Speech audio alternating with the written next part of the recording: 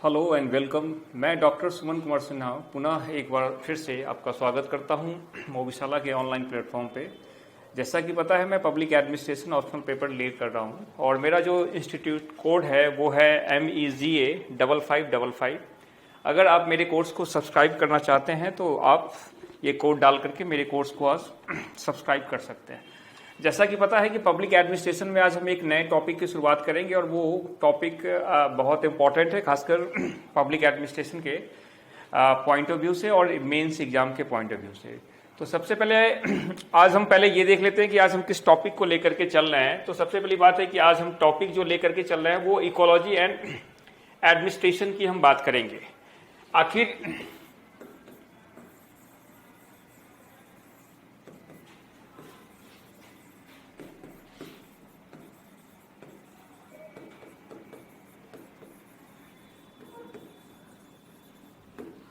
यानी पारिस्थितिकी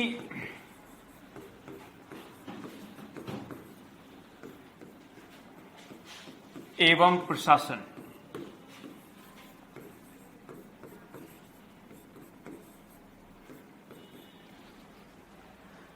पारिस्थितिकी और प्रशासन के बारे में जब हम ये बात करें तो हम ये सबसे पहले समझने की जरूरत है कि ये जो पारिस्थितिकी वर्ड है इसका अभिप्राय क्या होता है और लोक प्रशासन में हम किस पारिस्थितिकी की हम बात करते हैं। तो जैसा कि आपको पता है कि पारिस्थितिकी वर्ड को हमने लोक प्रशासन में जो ग्रहण किया है वो हमने जीव विज्ञान से ग्रहण किया है। यानी कि ये कॉन्सेप्ट जो है ये हमने बायोलॉजी से लिया है, यानी जीव विज्ञान से हमने इसे ग्रहण किया है। पारिस्थितिकी शब्द को अगर गढ़ने का अगर श्रेय किसी को दिया जाता है तो उनका जो नाम है वो नाम है अर्नस्ट हैकल ने।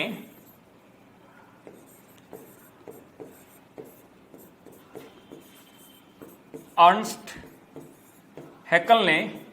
इस शब्द को गढ़ा था। और पारिस्थितिकी का क्या तात्पर्य लगाया जाए, जैसा कि पता है कि कोई भी जीव और उनके जो पर्यावरण है, चाहे वो भौतिक पर्यावरण हो चाहे वो जैविक पर्यावरण हो, उनके बीच जो संबंध है इसी को हम जो है इन संबंधों का अध्ययन ही जो है हम पारिस्थितिकी के अंतर्गत करते हैं। यानी कि कोई भी सजीव व उनके भौतिक एवं जैविक वातावरण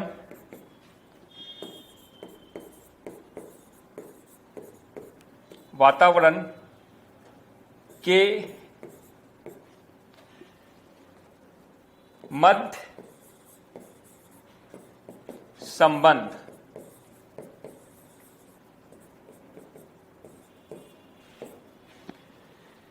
जैसा कि पता है कि जैसे आपकी अगर हम भूगोल की बात करें तो जैसी आपकी भौगोलिक परिस्थिति होगी, जिस तरीके के लैंडफॉर्म्स होंगे, जिस तरीके का क्लाइमेट होता है, उसी हिसाब से लोगों की जो है एक तरीके से गुण पाए जाते हैं, उनके रूप रंग खान पान सभी कुछ प्रभावित होते हैं। उसी तरीके से हम पारिस्थितिकी का जहां तक हम लोक प्रशासन के संदर्भ में हम इस्तेमाल करने की कोशिश करते हैं तो हम ये देखते हैं कि पारिस्थितिकी के कारण जो है एक लोक प्रशासन की जो कुछ गुण होते हैं, एक पारिस्थितिकी यानी कि एक देश से दूसरे राष्ट्र के बीच में उसके बीच में परिवर्तन होता है। तो इसका मतलब ये है, जैसे कि हमने पहले भी बताया,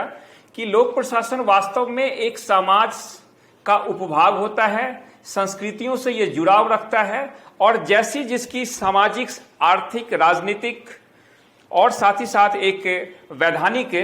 पारिस्थितिकी होगी, उसी अनुसार उसी अनुकूल जो है एक नौकरशाही या फिर एक लोक प्रशासन भी अपने आप को कुछ अलग अलग जो है गुणों को वो दिखलाते हैं। तो इसका मतलब ये हो गया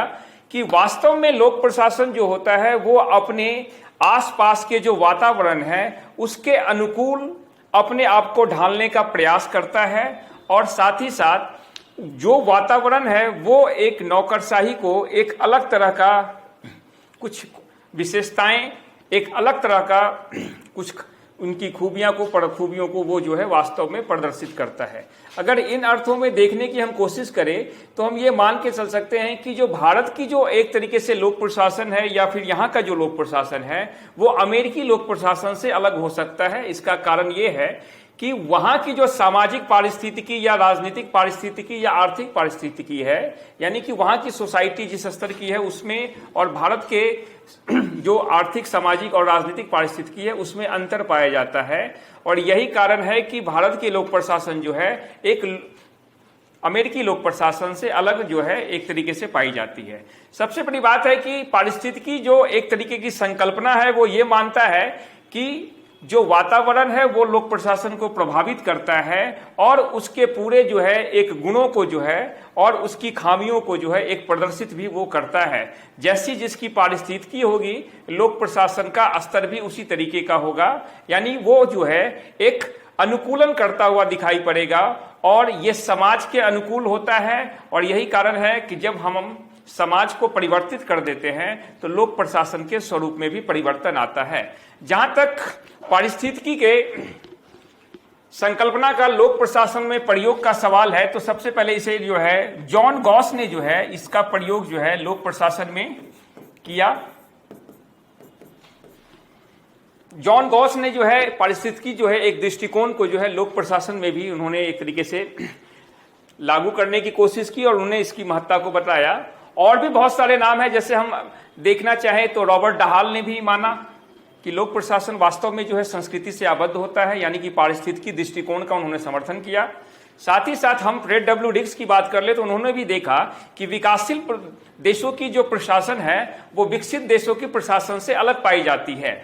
इसी तरीके से हम ये देख सकते हैं कि जॉन गॉस, रॉबर्ट डहाल,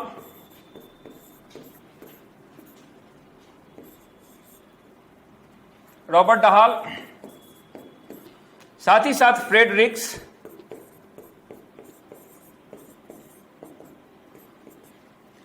इन सारे विद्वानों ने जो है एक पारिस्थितिकी दृष्टिकोण का जो है एक तरीके से जो है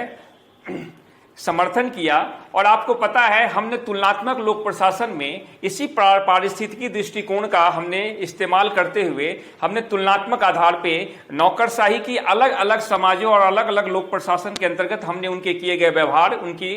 का जो है हमने जो है एक जो है वैज्ञानिक और वस्तुनिष्ठ अध्ययन करने का प्रयास किया। तो इसी से आज अपनी हम चर्चा प्रारंभ करते हैं। और इस पारिस्थितिकी एवं प्रशासन के अंतर्गत जो हमारे सिलेबस में जो मेंशन है, हमारे पास में लगभग 5 ऐसे एंगल हैं जिनको इन्होंने अपने सिलेबस में मेंशन कर रखा है। पहला है सामाजिक पारिस्थितिकी,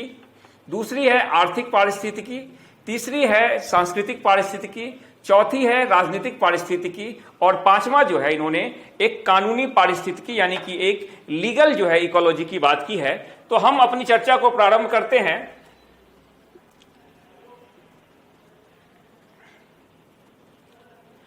तो आइए पारिस्थितिकी और प्रशासन में जहां तक हमारे पास में सिलेबस में जो हमारे पास में एक तरीके से मेंशन है, यहां पर हम देखने का प्रयास करेंगे कि पारिस्थितिकी को लेकर के हमारे पास में किस तरीके के एंगल या फिर एक तरीके से माना जाए किस किस व्यू से हमें पढ़ना है। तो हम ये मान करके चल सकते हैं कि पारिस्थितिकी और प्रशासन में जैसा कि आपको पता है एक सामाजिक, आर्थिक, सांस्कृतिक, राजनीतिक और कानूनी जो है हमें परिवेश और या पारिस्थितिकी के बारे में हमें पढ़ना है। तो याद रखिएगा कि लोक प्रशासन की पारिस्थितिकी उन पर्यावरणीय शक्तियों की अभिव्यक्ति है जो किसी भी समाज में लोक प्रशासन के एक अभ्यास या उसके व्यवहार की जांच करती है। यानी कि ये पारिस्थितिकी जो होती है वो वास्तव में किसी समाज में जैसा लोक प्रशासन या लोक नौकरशाह का व्यवहार करता है वो व्यवहार वैसा क्यों करता है इसके लेकर के इसकी जांच करती है। दूसरी बात यह है कि प्राकृतिक या जीव विज्ञान यानी कि बायोलॉजी में पारिस्थितिकी शब्द एक जीवित जीव के अपने भौतिक और सामाजिक वातावरण, एक फिजिकल और सोशल जो है एक एनवायरनमेंट के साथ परस्पर क्रिया, यानी कि प्रशासन भी पारिस्थितिकी से प्रभावित होगा और पारिस्थितिकी भी जो है प्रशासन को प्रभावित करता है। वैसे ही एक मानव भी जो है जीवित जीव भी जो है अपने भौतिक और सामाजिक जो है वातावरण से परस्पर क्रिया को संदर्भित करता है और जीवित जीवों की तरह ही यानी कि एक लिविंग जो है बीइंग की तरह जो है लिविंग सजीव की तरह जो है नौकरशाही अपने वातावरण से अपने आप को अनुकूलित होती है और अपने आप से उस हिसाब से जैसी इसकी सामाजिक स्थिति है वैसे अपनी उसकी कंडीशनिंग भी और स्वाभाविक रूप से जो है परस्पर होती है। तो इस तरीके से हम मान सकते हैं कि जिस तरीके की पारिस्थितिकी होगी, नौकरशाही की कंडीशनिंग, नौकरशाही के व्यवहार करने का तरीका जो होता है वो वास्तव में एक तरीके से वैसा ही होता है। आइए कि जैसा कि फेरल हेडिन ने उल्लेख किया है, अगर उनके एक स्टेटमेंट को देख लेते हैं कि नौकरशाहों के साथ साथ अन्य राजनीतिक और प्रशासनिक संस्थाओं को बेहतर ढंग से समझा जा सकता है यदि उन्हें आकार और संशोधित करने वाले प्रभावों और शक्तियों को की पहचान की जाए और सापेक्ष महत्व के क्रम में संभव हद तक जितना संभव हो सके रैंक की जाती है और यदि पारस्परिक प्रभाव इन संस्थानों को उनके पर्यावरण में भी खोजा जाए। यानी कि अगर कोई लोक प्रशासन जो है एक अलग तरह का व्यवहार क्यों कर रहा है, उसकी अगर खूबियों और खामियों को अगर खोजना है तो सबसे पहले हमें उसे पर्यावरण, जो जिस पर्यावरण में जो है लोक प्रशासन कार्य करता है उन पर्यावरण में ही हम जो है इस तरीके की उनके किए गए व्यवहार की कारणों की हम जो है खोज कर सकते हैं। यानी एक पारिस्थितिकी जो होता है वो लोक प्रशासन को जो है एक अलग तरह के स्वभाव को करने के लिए जो है प्रेरित करती है। और अगर हम नौकरशाही के किसी भी प्रभाव में या उनकी विचलन आ रही हो या फिर उसमें कुछ गुणों का अगर हम अध्ययन करना चाहते हैं, उसके कारणों का हम देख सकते हैं कि खोजना चाहते हैं कि आखिर ऐसा क्यों अजीबोगरीब बिहेव कर रहा है नौकरशाही, तो सबसे पहली बात है कि हमें इसी पारिस्थितिकी में जाकर के उनके कारणों को खोजना पड़ेगा। तो पहली बात मान के चलिए कि ये जो पारिस्थितिकी दृष्टिकोण है जिसने तुलनात्मक लोक प्रशासन को जो है एक आधार दिया, उसमें ये मान करके चला गया कि लोक प्रशासन जो है विश्व की सारी लोक प्रशासन एक समान नहीं होती है, बल्कि जैसी जिसकी सामाजिक आर्थिक राजनीतिक पृष्ठभूमि होती है या पारिस्थितिकी होती है या वातावरण होता है उसके अनुकूल ही जो है नौकरशाही अपने आप को जो है व्यवहार करती है। अगर हमारी सामाजिक स्थिति या फिर राजनीतिक स्थिति में अगर किसी भी तरीके की कोई खामी नजर आती है या उसमें क्षरण होता है तो उसका प्रभाव हमें जो है लोक प्रशासन पे दिखना जो है एक स्वाभाविक होता है। इसलिए कहा जाता है कि अगर हम सामाजिक आर्थिक और राजनीतिक रूप से पिछड़े हुए हैं तो हमारी प्रशासनिक प्रणाली और हमारी नौकरशाही भी वास्तव में एक पिछड़ी हुई मानी जाएगी, क्योंकि आपने पहले भी देखा होगा कि ये जो है एक समाज का जो है एक तरीके से सब पार्ट होता है और जैसी वातावरण होंगे, जिस तरीके का माहौल होगा, जैसा क्षरण अगर समाज में दिखेगा वैसा ही क्षरण जो है एक तरीके से जो हम ये मान कर सकते हैं वो प्रशासन में भी दिखेगा। उदाहरण स्वरूप आजकल भ्रष्टाचार के मामले बहुत ज्यादा आ रहे हैं, तो हम ये देख सकते हैं कि हमारे समाज में कहीं ना कहीं हमारे नैतिक मूल्यों में भी क्षरण हुआ है और जिस तरीके के माहौल में एक जो है व्यक्ति अपना पालन पोषण करता है और जिस माहौल में वो अपने आप को देखता है या वो पलता और बढ़ता है, वैसे ही उसके गुण जो है उसमें समाहित होते हैं और इन नैतिक मूल्यों के क्षरण और सामाजिक जो है एक तरीके से मूल्य का क्षरण के कारण जो है हम ये देखते हैं कि भ्रष्टाचार के मामले भी जो है लोक प्रशासन में आए दिन जो है आम होती जा रही है। अगर हम नैतिक मानदंडों के सामाजिक नैतिक मानदंडों को ऊपर उठा दें तो हम ये देखते हैं उसमें क्षरण को कम कर दें तो इसका स्पष्ट हमें प्रभाव दिखने को मिलेगा कि हमारे लोक शासन में भी जो है उनके नैतिक गुणों में जो है एक तरीके से कुछ एडिशन हो रहा है और उनका जो है एक सुधार हो रहा है, भ्रष्टाचार के मामले भी कम हो रहे हैं और उनके एक तरीके से नैतिक जो है गुणों में और नैतिक मानदंडों में वृद्धि होती भी आपको साफ दिखाई देती है। तो इस तरीके से हम ये देख सकते हैं कि पारिस्थितिकी दृष्टिकोण का उपयोग जो है फ्रेडरिक्स द्वारा भी जो है लोक प्रशासन की पारिस्थितिकी और विकासशील देशों में उनके प्रशासन में भी किया गया है आपने देखा कि लोक प्रशासन में, जहां तक फ्रेडरिक्स का बात है, उन्होंने देखा कि 3 समाजों का एक अध्ययन किया कि कैसे एक पारंपरिक समाज की या फिर लोक प्रशासन कैसा होता है। दूसरी उन्होंने ये देखा कि विकासशील जैसे प्रिज्मेटिक सोसाइटी में लोक प्रशासन कैसा होता है, और साथ ही साथ उन्होंने देखा कि विकसित समाजों में लोक प्रशासन कैसा होता है। तो उन्होंने ये देखा कि वास्तव में लोक प्रशासन के जो गुणों में अंतर पाए जाते हैं या वो एक अलग व्यवहार करता हुआ दिखता है, तो वास्तव में ये जो है एक वातावरण के द्वारा जो है एक नियंत्रित होता है। जैसा हमारे वातावरण होगा सामाजिक, उसी तरीके से जो उसका प्रभाव जो है एक लोक प्रशासन और प्रशासनिक प्रणाली और प्रशासन पर वो स्पष्ट रूप से दिखेगा। यही कारण है कि हम ये मान करके चलते हैं कि जो सामाजिक स्थितियां होती है उसका प्रशासन पे प्रभाव पड़ता है, और हम ये मान के चले कि नौकरशाही भी जो है अब जो है एक बंद व्यवस्था नहीं होती है, बल्कि ये एक खुली हुए प्रतिमान है। और खुले प्रतिमान की अगर हम बात करें, जिस तरीके से हमारी इकोनॉमी को, पहले हमारे पास में एक बंद इकोनॉमी थी, एक बंद अर्थव्यवस्था थी, हमने उसको ओपन अगर किया तो विश्व के सारे जितने भी देशों में अगर कोई घटनाएं घटती है तो उसका प्रभाव जो है हमारे ऊपर दिखता है। वैसे ही नौकरशाही में भी पहले हम ये मान करके चलते थे कि नौकरशाही एक क्लोज्ड मॉडल होता है और उसका वातावरण का उस पर कोई प्रभाव नहीं पड़ता है, बल्कि इसकी सीमाएं आनी शुरू हुई। और जब लोक प्रशासन में हमने देखा कि तुलनात्मक लोक प्रशासन का जब उदय होता है, तो उसमें सबसे बड़ा जो एक कारण बताया गया, क्योंकि भारत की परिस्थितियां अमेरिका की परिस्थितियों से अलग थी, और जितने भी एक जो है औपनिवेशिक शक्तियों से आजाद हुए देश थे, चाहे वो एशिया के हो, चाहे अफ्रीका के हो, चाहे वो लैटिन अमेरिका की कंट्री हो, वहां की पारिस्थितिकी, सामाजिक, आर्थिक और राजनीतिक और कानूनी पारिस्थितिकी क्योंकि अलग थी, इस लेकर के हमने देखा कि अमेरिका में जो एक तरीके से प्रशासनिक प्रणाली या प्रशासनिक जो एक तरीके से जो है सिद्धांत काफी हिट थे, अच्छे प्रभाव दे रहे थे, उनका जो है हमने देखा कि एक तरीके से जो है उनका प्रभाव यहाँ पे नहीं हो पा रहा था। उस तरीके के जो है एक तरीके का जो है मान लिया जाए प्रभाव यहाँ पे नहीं दिख रहा था, और यहाँ पे वास्तव में वो समस्याएं जो थी, जो यहाँ की एक देशज समस्याएं थी, उनका प्रभाव इन पे पड़ रहा था। तो वास्तव में ये देखा गया कि हर एक जो है एक ग्लोब की जो है पब्लिक एडमिनिस्ट्रेशन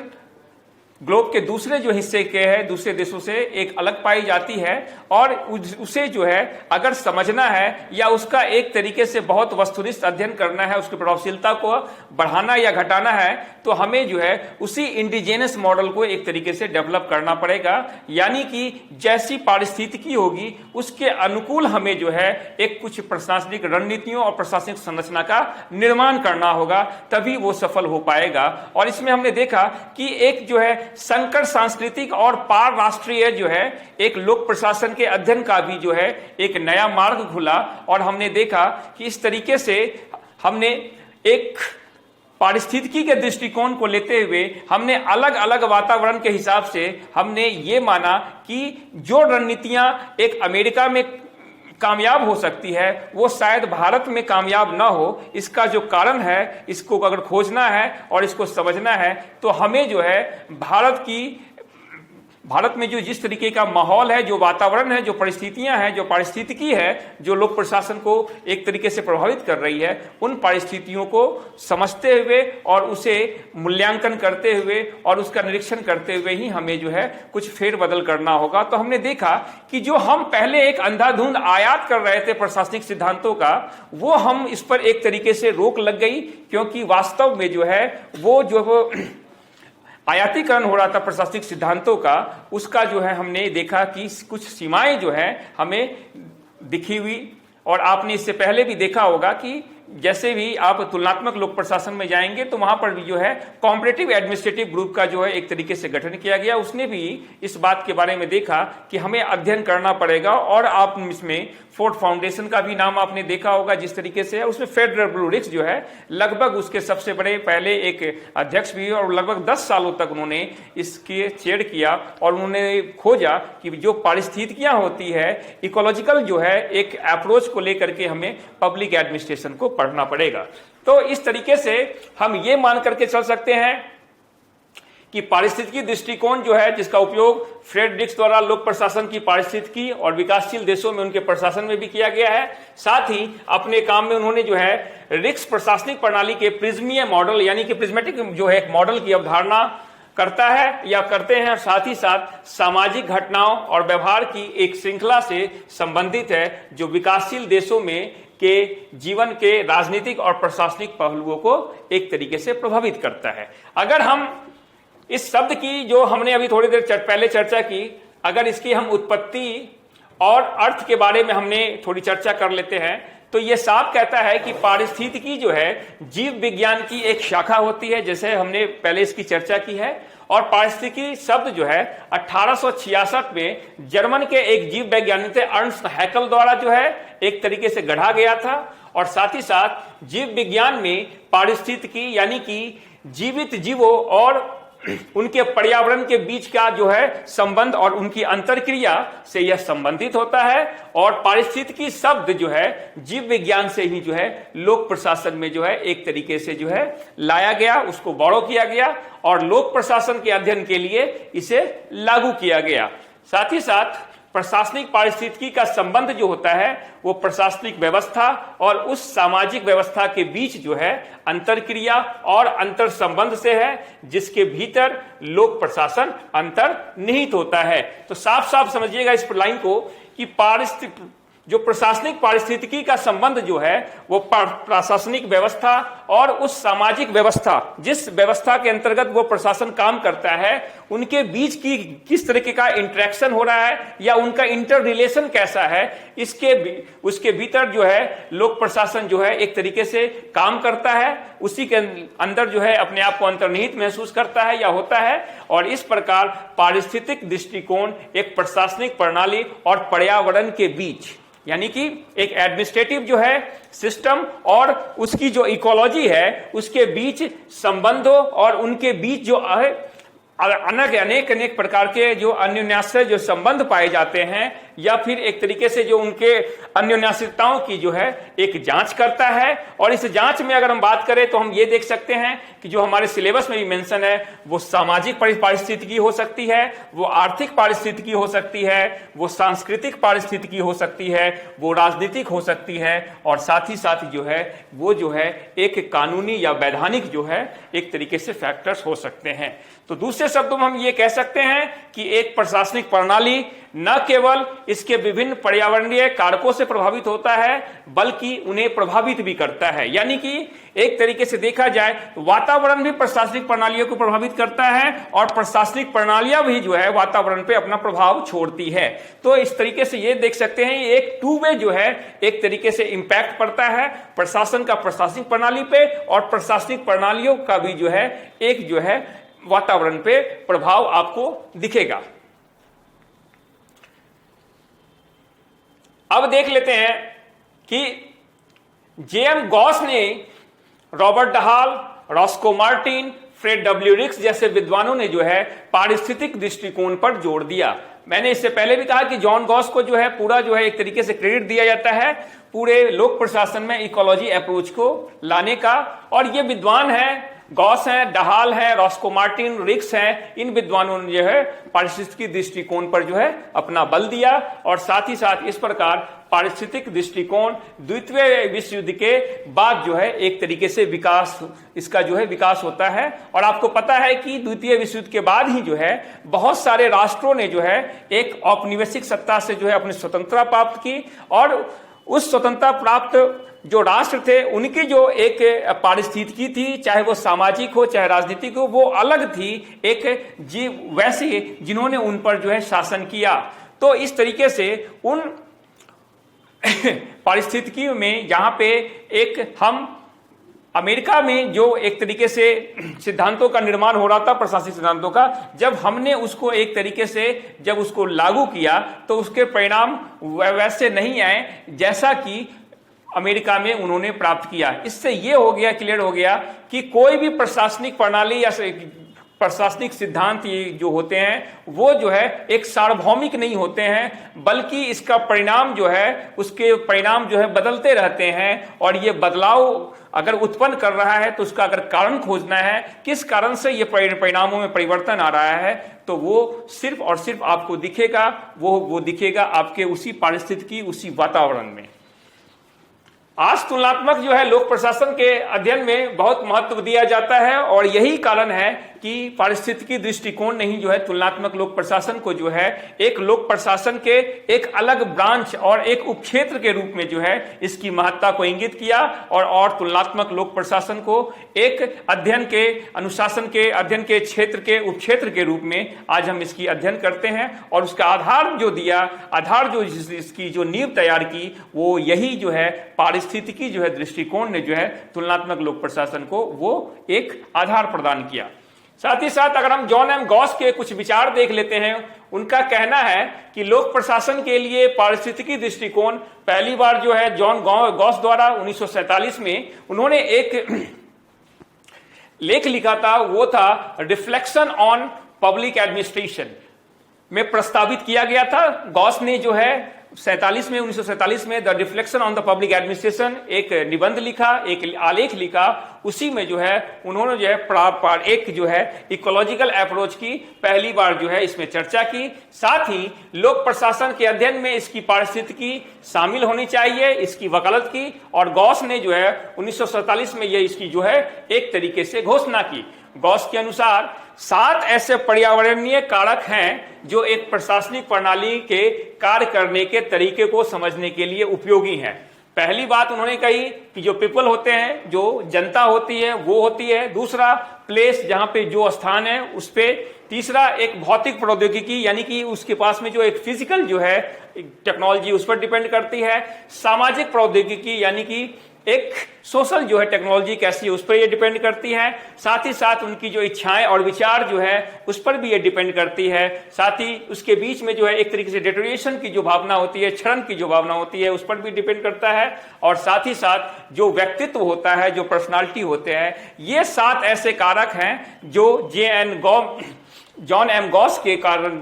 के अनुसार जो है ये जो है इस तरीके से प्रशासनिक प्रणाली के कार्य करने के अगर तरीकों को समझना है तो इन 7 जो है कारकों का अगर हम अध्ययन करेंगे, इन कारकों का अगर हम सूक्ष्म विश्लेषण करेंगे, इस लेकर के हम आगे बढ़ेंगे इन कारकों के द्वारा, तो हम क्लियर कट जो है इसकी बातों को हम समझ सकते हैं। गॉस ने आग्रह किया या गॉस ने माना कि भविष्य के अनुसंधान को विभिन्न गैर प्रशासनिक कारकों को औपचारिक प्रशासनिक तत्वों से जो है एक तरीके से जोड़ना होगा। जो हमारे पास में जो एक कह लिया जाए कि प्रशासन को जो है एक गैर प्रशासन जो है और गैर जो है एक तरीके से जो है प्रशासनिक कारकों को भी जो है एक शामिल करना पड़ेगा अगर हम प्रशासन के प्रणाली का एक जो है वैज्ञानिक अध्ययन करना चाहते हैं या उसकी जो है कारकों को समझना चाहते हैं, प्रशासनिक प्रणाली के कारकों को समझना चाहते हैं या प्रशासनिक प्रणाली का एक वैज्ञानिक अगर अध्ययन करना चाहते हैं तो इसमें गैर प्रशासनिक कारकों का भी हमें अध्ययन करना पड़ेगा। यही जो है इसकी अध्ययन को जो है वैज्ञानिकता या पूर्णता प्रदान करेगी। और इसके लेकर के इन्होंने इसको जोड़ने का एक तरीके से विचार रखा और इसकी वकालत की। अगर हम डहल के विचारों में देखें तो डहल ने भी अपने 1947 के निबंध में एक तरीके से क्रॉस जो है कल्चरल अध्ययन की आवश्यकता पर बल दिया और प्रशासनिक संरचना और व्यवहार पर जो है एक पर्यावरणीय प्रभावों का उल्लेख किया। रॉबर्ट डहल ने भी देखा होगा कि हमने देखा कि पब्लिक एडमिनिस्ट्रेशन के बारे में उन्होंने एक 3 प्रॉब्लम्स कह करके एक माना था कि आखिर क्यों लोक प्रशासन जो है एक मान लिया जाए कि विज्ञान नहीं हो सकता है। तो उन्होंने कारण गिनाए थे 3 प्रॉब्लम्स कह करके, जो 3 कारण बताए थे उसमें भी उन्होंने जो है इसी पारिस्थितिकी दृष्टिकोण को अपनाते हुए माना कि क्योंकि ये संस्कृति से आबद्ध होता है, समाज से जुड़ा हुआ होता है, परिस्थितियां अलग अलग होती है, ये कारण वास्तव में जो है हर एक परिस्थिति जो है अलग होती है, हर एक सोसाइटी की अलग होती है। तो इसके कारण जो है अगर हम एक लोक प्रशासन को एक विज्ञान के तौर पर विकसित करना चाहे तो ये समस्याएं खड़ी करती है और वास्तव में जो है लोक प्रशासन को एक जो है एक संपूर्ण विज्ञान के बनाने में एक जो है बाधा उत्पन्न करती है। उन्होंने देखा कि लोक प्रशासन जो होता है एक राष्ट्रीय मनोविज्ञान और राजनीतिक, सामाजिक और सांस्कृतिक वातावरण के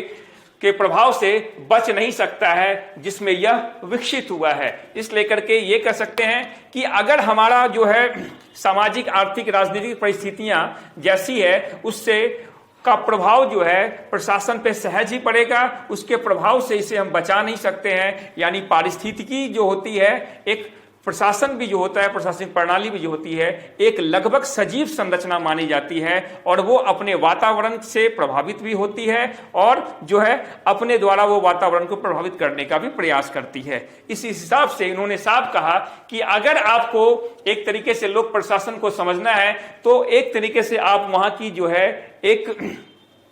नेशनल जो है साइकोलॉजी को समझना पड़ेगा, वहां की पॉलिटिकल, सोशल और साथ ही साथ जो है आपकी जो है कल्चरल जो एक वातावरण है, जो माहौल है, उसको भी जो है उसके प्रभाव से जो है समझना होगा जहां पर यह विकसित हुई है। डाल बताते हैं कि सांस्कृतिक कारक दुनिया के एक हिस्से पर जो है लोक प्रशासन को दूसरे हिस्से के लोक प्रशासन से काफी अलग बना सकते हैं। यही बात हमने उस समय से समझने की कोशिश की कि कोई जरूरी नहीं है कि भारतीय लोक प्रशासन जो है एक अमेरिकी लोक प्रशासन के समान ही होगा, क्योंकि हमारे पास में जो एक सांस्कृतिक या फिर एक सामाजिक वातावरण है वो क्योंकि उसमें परिवर्तन आता है, तो इस परिवर्तन के कारण जो है हम जो है एक तरीके से इसमें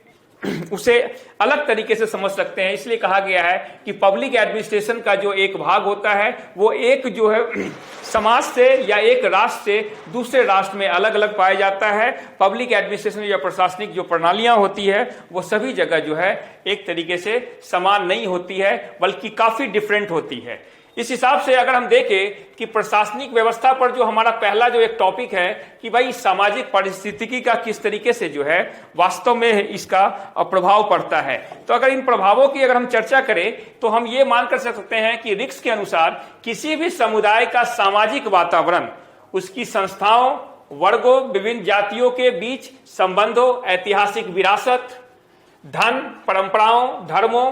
मूल्यों, आस्था, आदर्शों आदि पर निर्भर करता है। जैसे हमारी सामाजिक परिस्थितियां होगी, जैसे हम ये कर सकते हैं कि अगर रिक्स ने माना कि एक विकासशील समाज में या विकासशील जो है एक तरीके से देशों में जो प्रशासनिक प्रणाली होती है जिसको उन्होंने साला मॉडल कहा, उन्होंने ये कहा कि एक तरीके से वहां पे नेपोटिज्म पाया जाता है। एक तरीके से सही बात है कि एक तरीके से आप देखेंगे जब समाज में जो है इस तरीके से जो है एक तरीके से लोग जो है अपने को फेवर करते हुए दिखेंगे लोगों के साथ में, तो वहां पर आपको जो है भाई भतीजावाद भी आपको दिखेगा।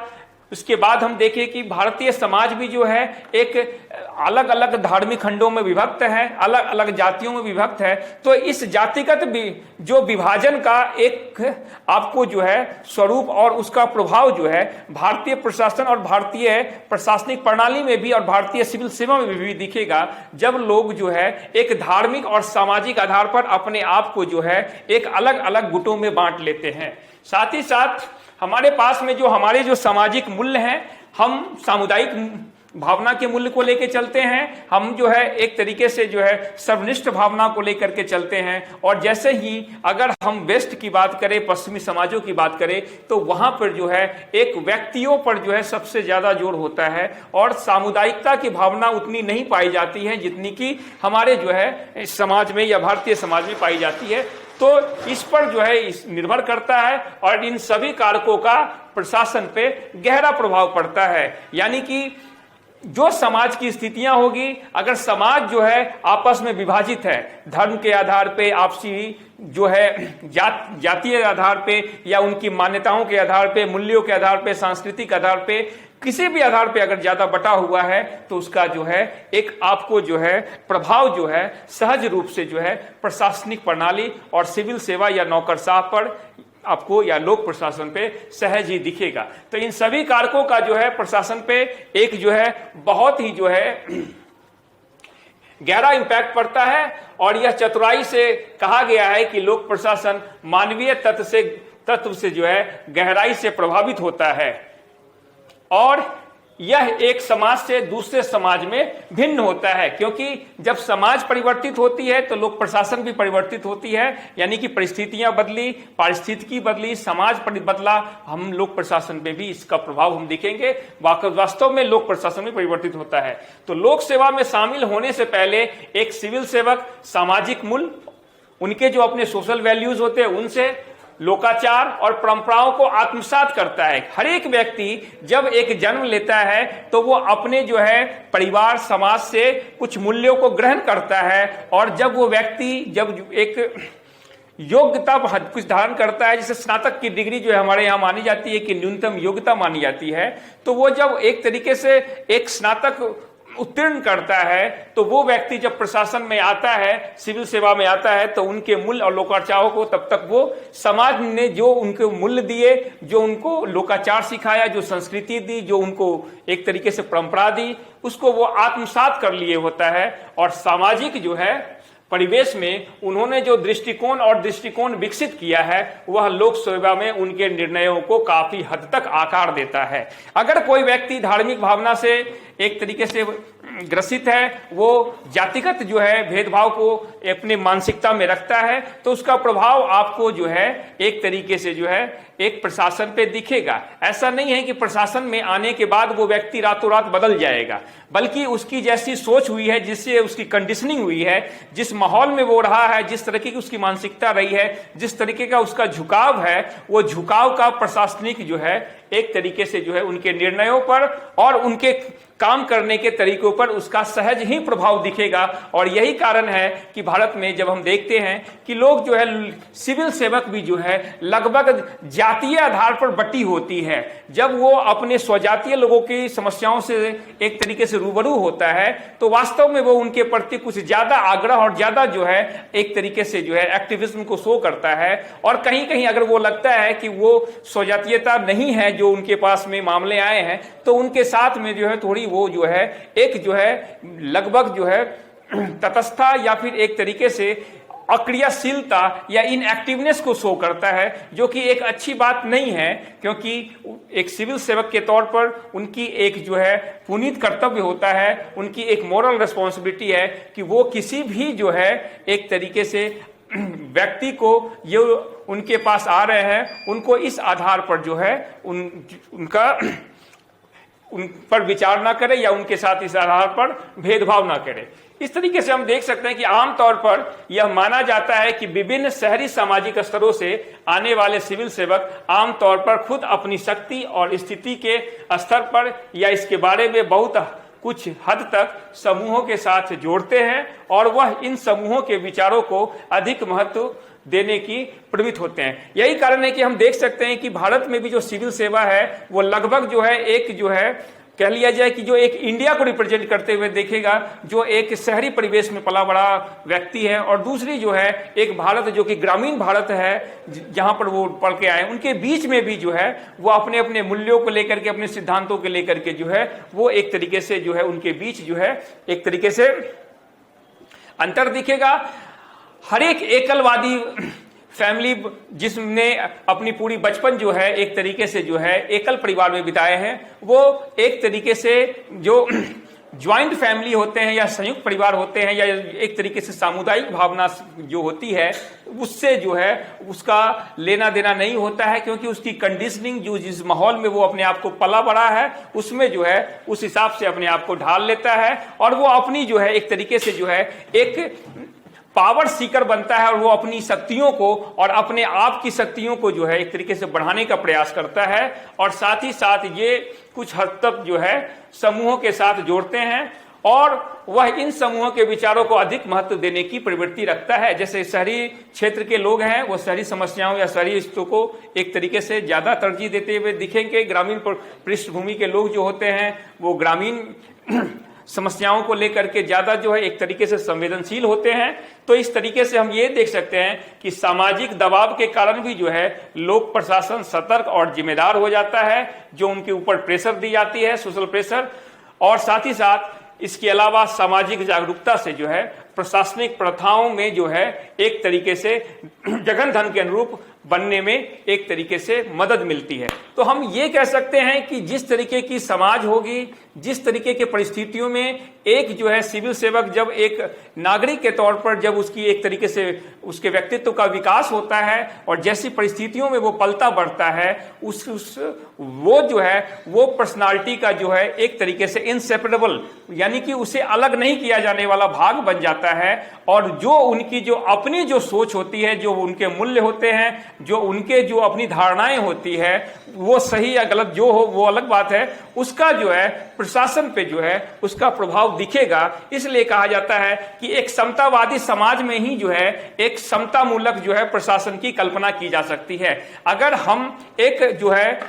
मान लिया जाए कि विभेदात्मक सोसाइटी में रहते हैं, यहाँ पे विभेद होता है, जहां पे अलग तरह का जो है एक डिस्क्रिमिनेशन होता है, उन स्थितियों में जो है हम एक समतामूलक जो है प्रशासनिक प्रणाली या सिविल सेवा की कल्पना हम नहीं कर सकते हैं। और यही कारण है कि अगर लोक प्रशासन में किसी भी तरीके के विखंडन से अगर बचना हो तो इसका सबसे पहला जरूरी है कि समाज में जो है इन स्तरों पे जो विखंडन होता है, जो विभेद होता है, उसे पाटना पड़ेगा। जब तक वहां पे जातीयता, उनकी सोच संकीर्ण रहेगी, जब तक वो जो है एक सामूहिक भावना से अपने आप को जो ओतप्रोत नहीं करेंगे, तब तक वो व्यक्ति जो है लोक प्रशासन में आकर के भी जो है वो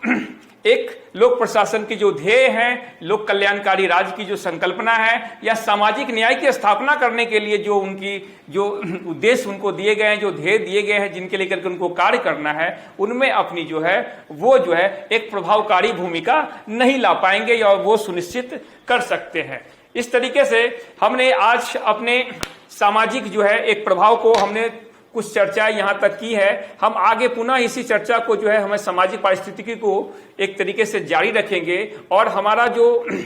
पारिस्थितिकी और जो है एक प्रशासन का जो एक तरीके का जो टॉपिक है उसमें हम और भी एंगल से आगे चर्चा करेंगे। आज के लिए हम अपनी चर्चा को यहीं पे विराम देते हैं। आगे हम पुनः जो है सामाजिक और पारिस्थितिकी को लेते हुए अपनी चर्चा को अगले दिन प्रारंभ करेंगे। तब तक के लिए धन्यवाद।